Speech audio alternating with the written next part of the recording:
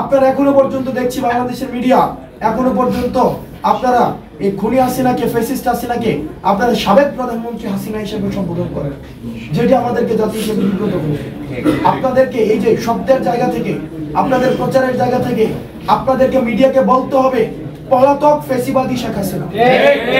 যতক্ষণ পর্যন্ত না এই পলাতক ফ্যাসিবাদী, আপনারা বলেন যে মিডিয়াতে যে হাসিনা বিদায় নিয়েছে, হাসিনা কি বিদায় নিয়েছে?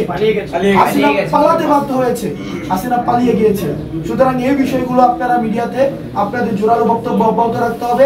দ্বিতীয়ত, আমাদের বাংলাদেশে যে সাম্প্রদায়িক সম্প্রীতি রয়েছে সেটিকেও আপনারা উপস্থাপন করতে হবে।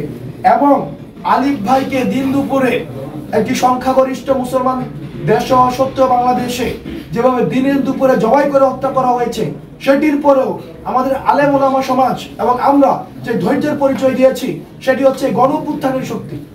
এই গণঅভ্যুত্থানের পরে হচ্ছে এই ধৈর্যের আমরা পরিচয় দিয়েছি, যেটি হচ্ছে ৫ই আগস্টে মন্দির পাহারা থেকে শুরু করে এখনো পর্যন্ত আমরা আমাদের এই ধৈর্যের পরিচয় অব্যাহত রয়েছে, কারণ আমরা সাম্প্রদায়িক সম্প্রীতিতে বিশ্বাস করি।